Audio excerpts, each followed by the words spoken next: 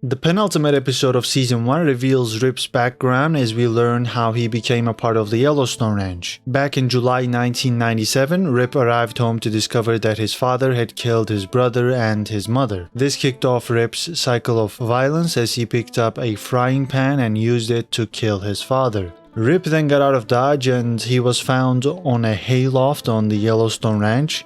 After realizing what the boy had gone through, John made him a job offer, saying that he'll have to prove himself. This is why Rip is John's most loyal soldier. John gave him a new life, a new start, and in exchange, Rip has been serving him ever since.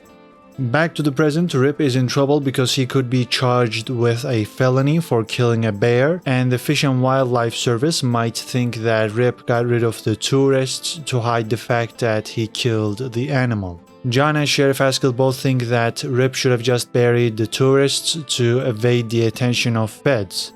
Things get even weirder when an officer from Fish and Wildlife and Rip head out to examine the dead bear's body. The officer is thrown off her horse because of a horsefly and she lands on a metal bar. Rip cannot let her die because that would be like signing his own death penalty. It would seem like he killed her to avoid the investigation. Luckily for him, the officer is taken to a hospital with a helicopter and she will be fine. Another officer will examine the bear the next day, but then there's another twist in this storyline as a pack of wolves gather around the bear and have some lovely dinner. That is obviously bad news for Rip because examining the bear would have shown that Rip shot it from close range for self-defense, but now all he's got is his word.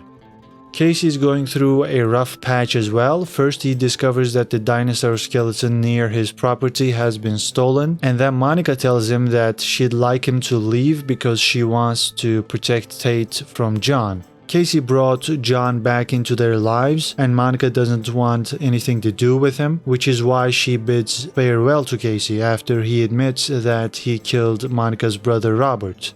Casey is shell-shocked and later on he gets filmed at a gas station as he beats up a guy that pulled a knife on him. Just like Rip, Casey is in trouble at the end of episode 8. Jamie's focus is firmly on his AG campaign, which means that he ignores some of his family's problems. For example, John can't reach Jamie on his phone. The Dunn family was hit with a subpoena from the Broken Rock Reservation in episode 7, which claimed that John violated a law related to allowing cattle to graze on tribal lands without permission. We know that isn't what happened. John didn't intentionally do that. Monica's brother Robert took down fences to allow the cattle to get on the res, but nonetheless this matter is going to court and Jamie's not around to take care of it. That's why when Jamie gets back to the ranch, John orders Jamie to pull out of the AG race. Jamie isn't going to withdraw after all he's done for the ranch and for his family, those are his words, and John completely loses it and punches Jamie in the face. John claims he'll convince the current AG Mike Stewart to run for office again, and he'll support him, so John kicks Jamie off the ranch. At this point, John wonders what he's doing trying to save the ranch because who is he trying to save it for? Christina encourages Jamie to carry on because he's got the governor's support. In fact, the governor is supporting Jamie to control John, so nothing has changed on that front. And finally, Christina and Jamie share a kiss. But at this point, our minds go back to the new reporter in town, Sarah. She's been in and around the campaign headquarters and we know that her goal is to take down John, which means that she could use this fallout to her advantage. Beth is the 1-dozen kid who's actually doing something useful as she finds out that Jenkins' entire funding is provided by a single bank. She confronts Jenkins, telling him that she'll buy every share he's put up for trade, meaning that Beth will control Jenkins' financial future. Earlier in the day, Jenkins had met with Rainwater to discuss their hotel and casino plans, and they agreed that the tribe would own the land to get around taxes and zoning permits. That is crucial because it gives Rainwater an opportunity to screw over Jenkins in the future by cutting him out. After all, everything will be on tribal land. Putting this plan in action will increase the annual property tax of the Yellowstone Ranch to around $11 million because the property values around it will double.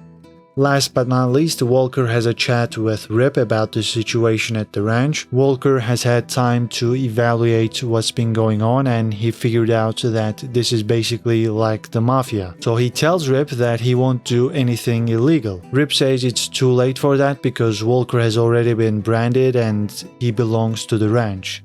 We've only got one episode left from season 1, and I'm planning to release that video in the next couple of days. For now, leave your episode 8 comments down below, like this video if you've enjoyed this breakdown, and subscribe for more movie reviews and TV show breakdowns. That's it for now, take care and see you in the next video.